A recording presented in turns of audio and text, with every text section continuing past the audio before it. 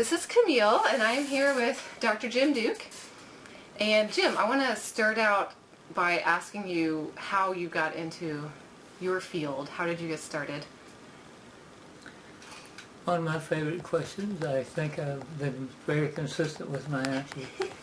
At age 5 in Birmingham, Alabama, suburbs of Birmingham, I lived across the street from a lonely old man who didn't have anybody to talk to but me and his rabbits. And he walked me through the woods and hills near there and taught me things like chestnut and watercress. And since then I've been intensively interested in edible plants. Strangely, I didn't get my serious interest in medicinal plants until I was in Panama, studying the American Indians there and what they were ingesting from the forest as food, but as medicine. And that was between 63 and 65. And during that period I metamorphosed from a taxonomist into an ethnobotanist before I knew the word ethnobotany. But I was so turned on by what those kids were doing in the jungle with the plants around them, it made them just as healthy as my kids back in the Panama Canal Zone with the best of hospital affiliation. So that was my midlife conversion to medicinal plants and a great respect for them. So how did this fit into your career when you decided to do this? Okay, career-wise, I had been with the USDA for, I got my timing off a little bit. I had been with the USDA from 63 to 65, and then I got an opportunity to take a gig in Panama, a well-paying consultant job in the jungle, and I immediately accepted. So that was the changing of career. I went from the USDA to Battelle, Columbus, Ohio, a research organization whose job, strangely, was to go down there and see what the Native Americans were, what all people in Panama were consuming, in case they were to dig a canal with nuclear devices. Now, I didn't like my sponsor, but I loved my gig. And in my gig, I probably learned as much about the Choco Indians and the San Blas Indians as anyone before me and a few people after me, and loved it. And in the process, I became that ethnobotanist without knowing what the word was. How do people use plants? And the more plants they use, the better off they are, really, and we're going the wrong direction. Better living through chemistry, poor. Better living through natural chemistry, sí, arriba. So you just kind of followed your passions as they came up. You weren't intending to be an ethnobotanist. Well, at 84 now, no, since I didn't know what it was, Yeah. I couldn't intend to be it. But at 84, I consider I've lived a charmed career, and all the opportunities were right for me, and no bad turns along the way. Yeah. And a few people have had a more interesting or a more pleasant career than I have. I just lucked out all along the way. Now I'm getting a little old and tired, but wow, have I got a great path to thank God for. Yeah. So, do you think it was just luck that you wound up doing what you're doing, or how did you? Serendipity strikes.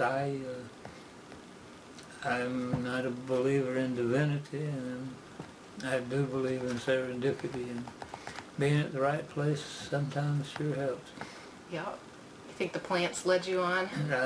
I've got now more than 6 years in Latin America, and that was the right place.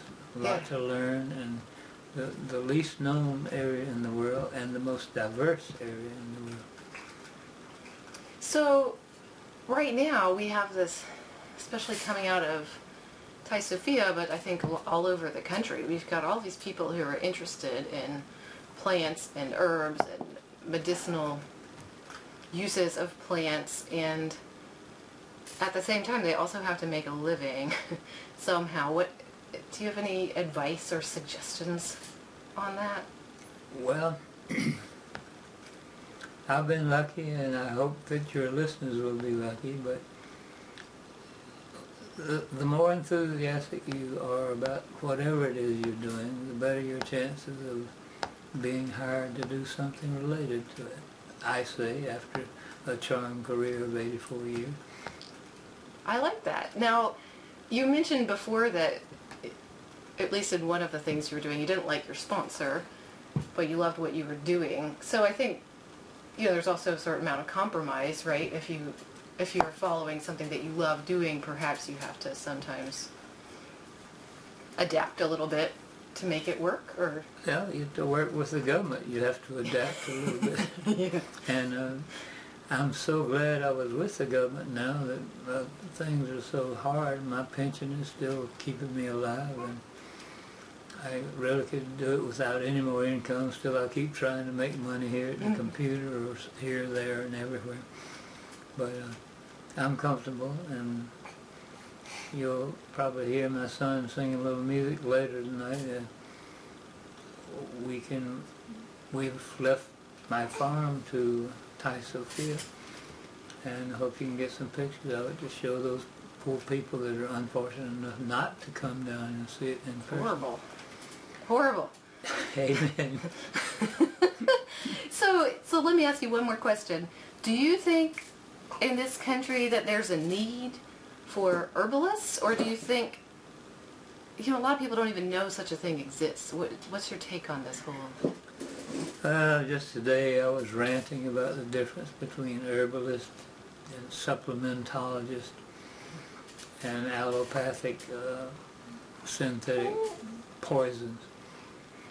And the sooner we can replace our poisonous allopathic medical system with a human, gentle, herbal food pharmacy approach, the better off we'll all be economically and health-wise.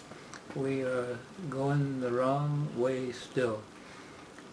Big Pharma says only we can cure, but Big Pharma and FDA-approved drugs kill 140,000 Americans a year. Herbs and foods don't kill very many, and then it's the usual strange allergy. So we're on the wrong track, and I hope that the herbal students of the future can get us on the right track, not only for your and my sake, for the Green Pharmacy Garden's sake, but for the sake of America. I said that was my last question. Can I ask one more? Sure. I might not answer it, though. Your time's up. So that being said, we need to make major changes. Do you think it's important for some people to start partnering with these bigger supplement companies that are producing herbal medicines, or do we infiltrate from the bottom up? What's the... When you so generously interrupted me, and thank you, I'm working on a database that I think a major, not pharmaceutical, nutraceutical, food pharmacy firm who's got big bucks, and their objective, like mine, is to find out which of the foods are so much better than those poisonous pharmaceuticals that we're being sold by the FDA. And remember that of the FDA-approved drugs, half of them will be recalled. So to me, the worst warning in the world is newly FDA-approved. That means don't take it, in my vocabulary, that means don't take it for 7 years at most, because it's going to be recalled for killing a few people. Great. All right. Thank you so much. Any final words of advice for upcoming new herbalists or nutritionists? I wish you Godspeed and hope you can have as lucky a charmed career as I did. Thanks, Jim.